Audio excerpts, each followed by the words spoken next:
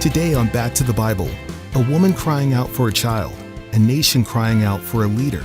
How God answered both needs is an amazing study in prayer. And that's what Bryan Clark will be sharing with you today. After his message, he'll be joined in studio by Cara, Whitney, and Arnie Cole for an encouraging discussion about prayer and patience, even in the midst of pain. We'll begin in a moment, but let me remind you to check out this month's featured resources, 2 powerful books to help strengthen your prayer life. Get the details while you listen at backtothebible.org. Now here's today's message with Bryan Clark. Do you believe prayer moves the hand of a sovereign God? I'm not asking you what you think the right answer would be on a quiz. I'm asking you deep in your heart of hearts, do you still believe that prayer moves the hand of a sovereign God?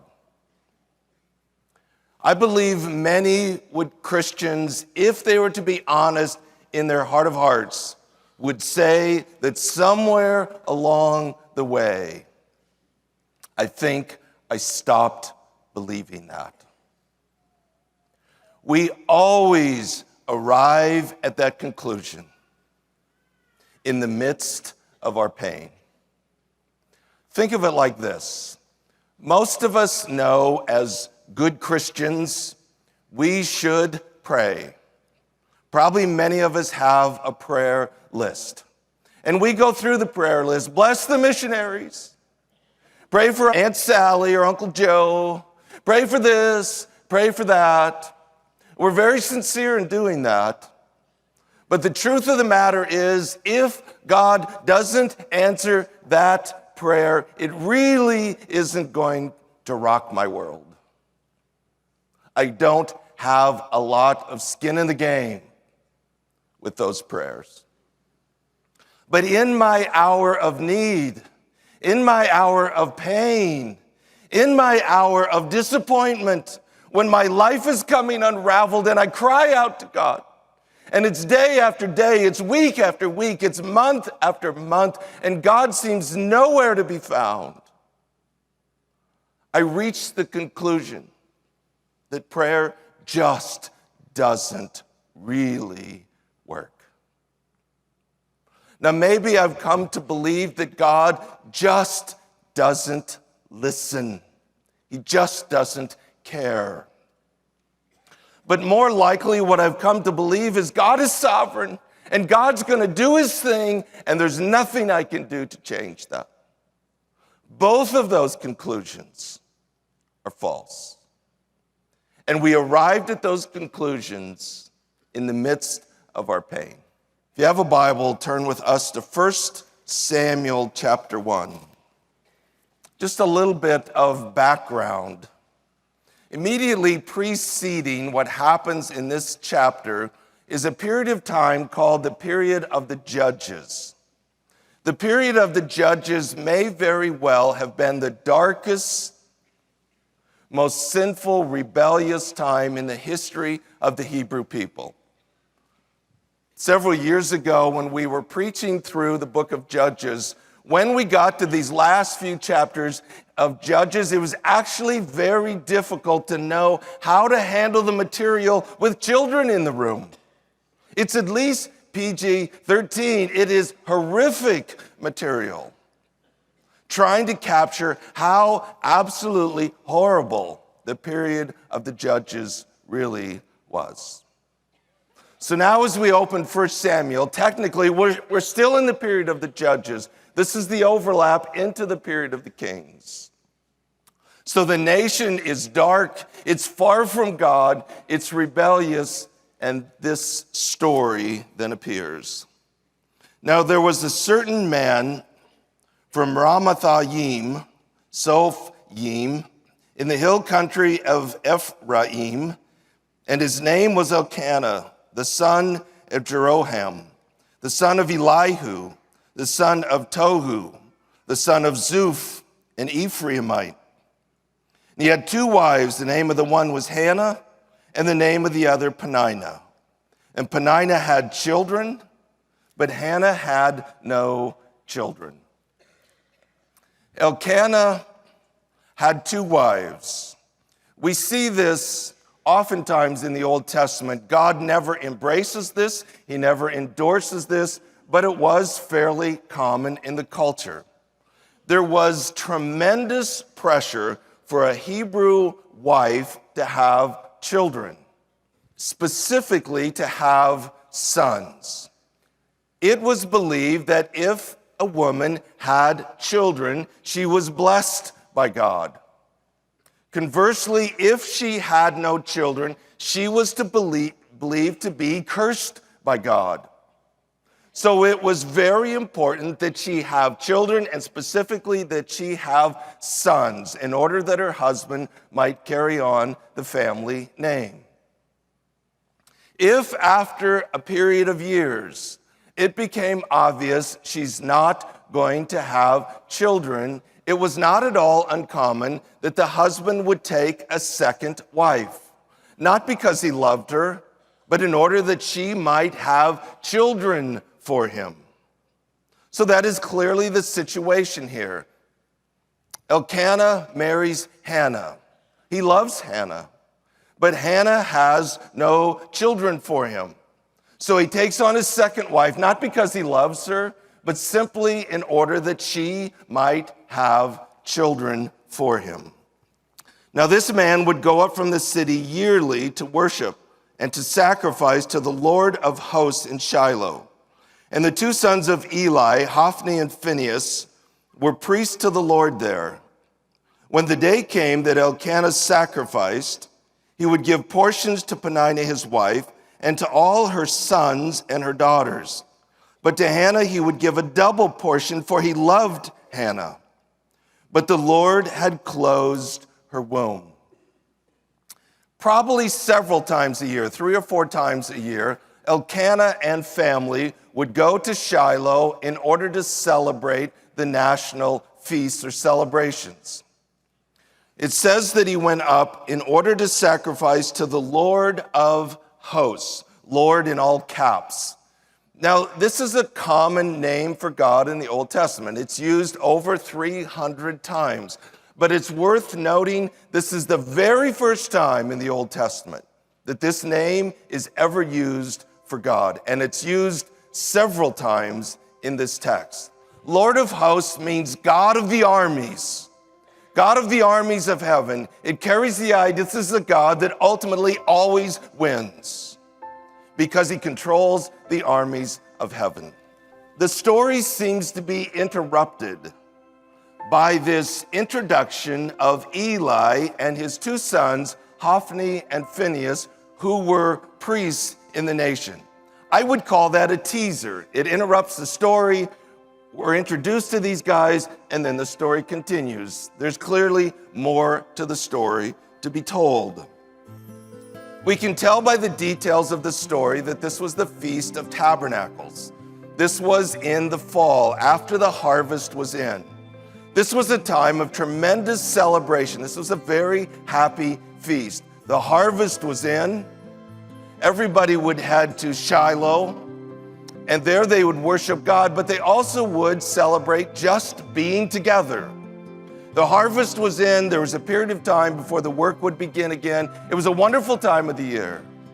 So in the midst of a celebration that typically was all about joy, you have a story of tremendous pain.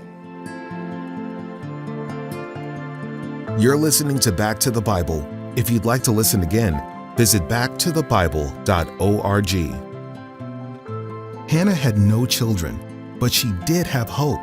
Here's Bryan to continue today's message. Elkanah would give out the portions. You'd bring the sacrifice. Part of it would be burnt on the offering, and part of it was to be consumed. And so he would give out the portions to Peninnah, and notice the plural, to her sons and her daughters. We don't know how many children she had, but clearly she had multiple sons and multiple daughters. But he would give a double portion to Hannah. Why? The text tells us, because he loves her. But the Lord had closed her womb. Now, the idea of the Lord closing her womb is going to come up several times in this story.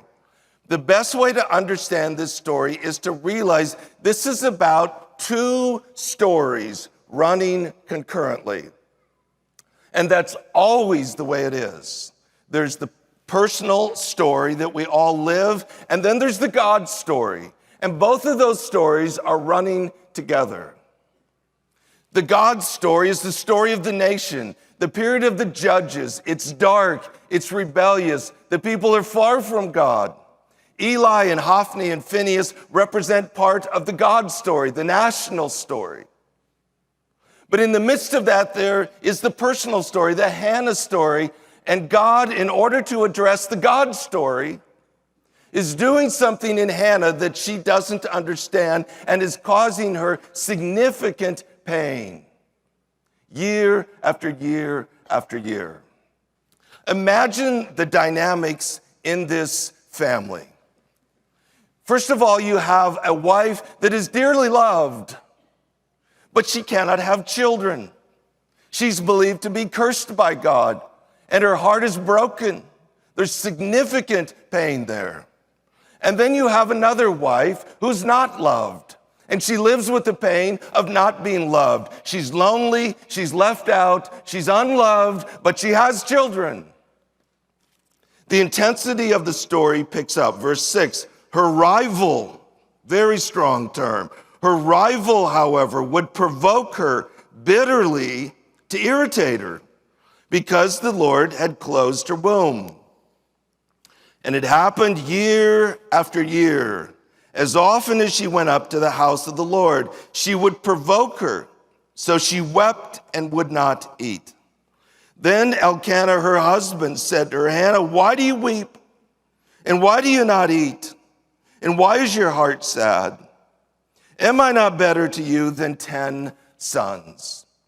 If it isn't bad enough, Peninnah, probably out of her pain of not being loved, of being the wife that was forgotten and neglected, she takes out her pain on Hannah. She provokes her.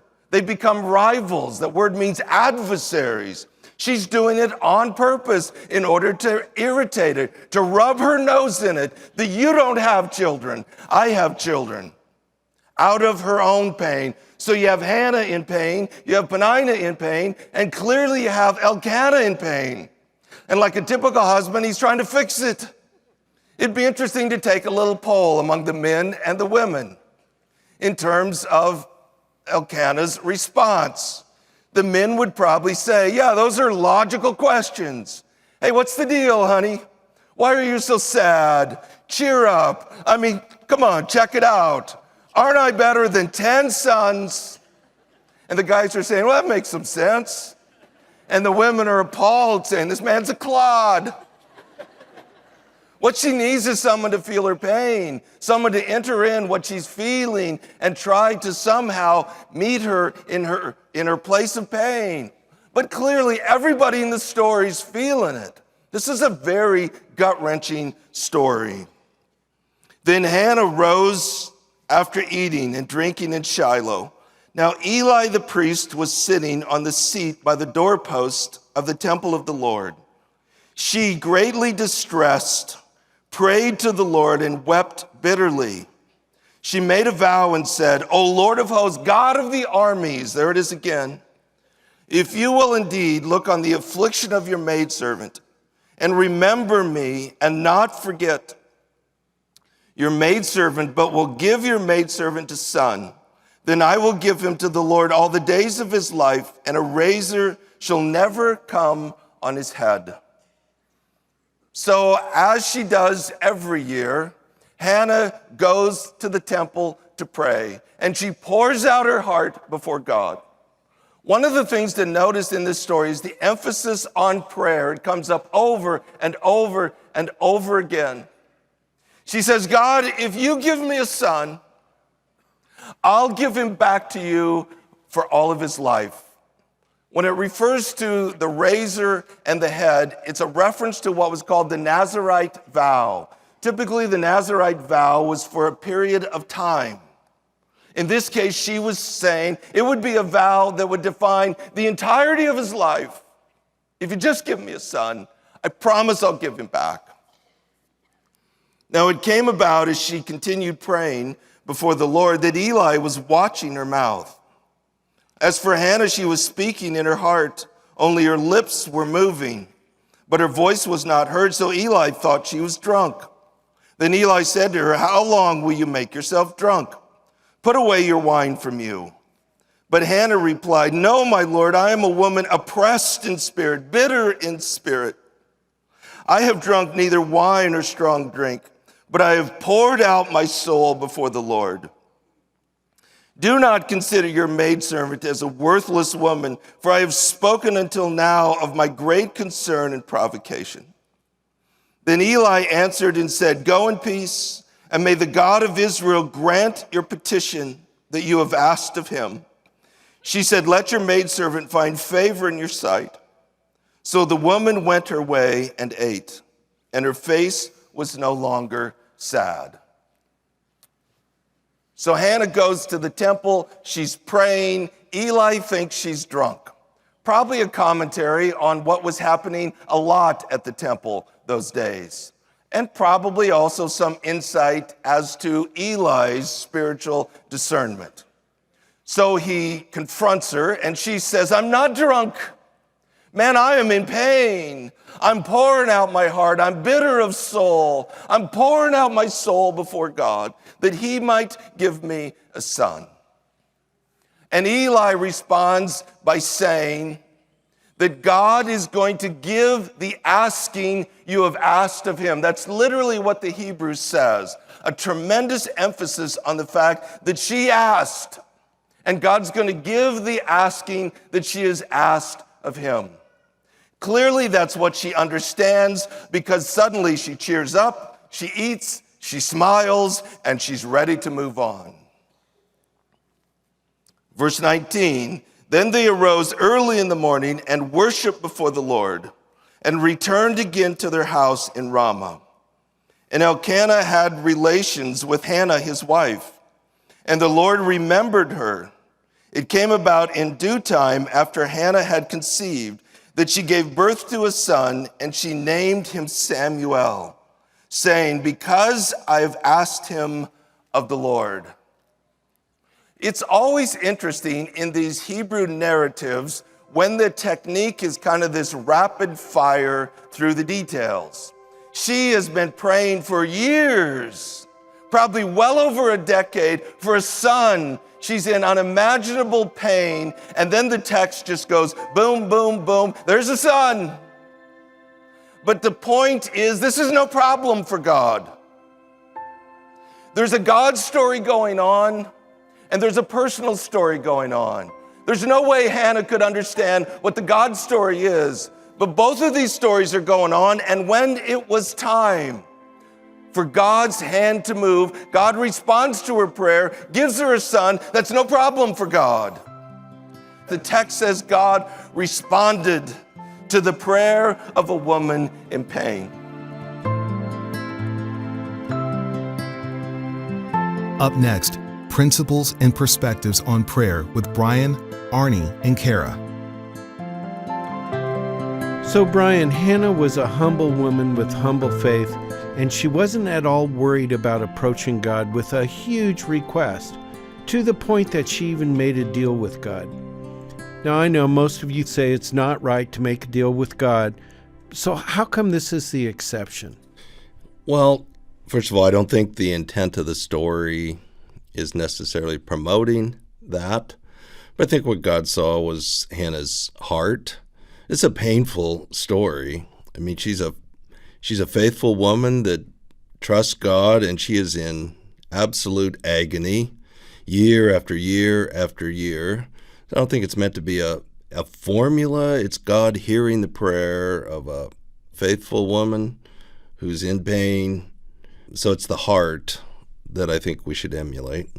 Well, and I'm sure a lot of ladies have prayed to have children that can't, and the prayer is not answered. For every one that the deal works, there's a lot where it didn't. Mm-hmm. I know my kids make deals with me all the time I know nothing about.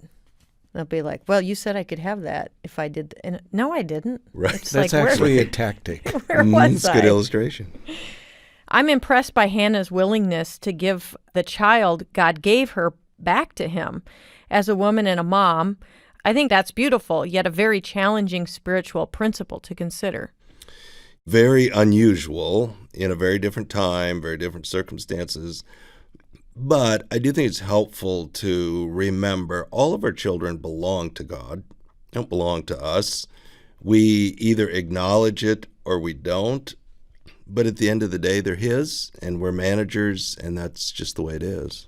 That's actually the thought that I use to talk myself off the ledge when I'm worrying, because, your fear is that you're not going to be there for them. But God has them. I just have to remind myself that. Yeah. Almost daily, really. The other thing that's worth pondering is when we hesitate, there must be something in our view of God that's messed up, because I think if we had an accurate view of God, we wouldn't hesitate.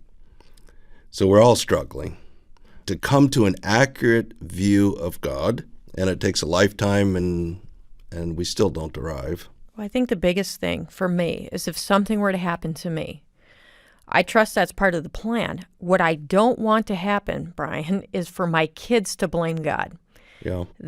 So when That's tough. when you talked about in your life when you went in for your heart surgery, no matter what happens, God is still good. Right. I tell my kids that. Yeah. And That's my worry. That's it. and it's sobering. They'll take their cue from us. Right. So if they've seen us trust Him, that's where they'll get it. So I said, how do I tell my kids I serve a big God, but I'm too afraid to do this? And then Yeah. I just Yeah. do it. We all wrestle with it. Yeah. So, Bryan, you give us a picture of the God of the armies that was talked about in this story. We don't hear that very much in the Bible. Can you explain a little bit better on that? Yeah, so a phrase that's used quite a bit through the Old Testament, Lord of hosts, Right. is the idea that He is the general, in essence, of the armies of heaven, of the angel army. So a couple of the key pieces is He's a king, and in the ancient world, the kings led the armies. Oh. And His army is an angelic army. They're not cute little cuddly angels with wings and a halo. They're warriors. And so you put those concepts together, and it's a pretty awesome army God has at His disposal. You're listening to Back to the Bible. If you'd like to listen again, visit backtothebible.org.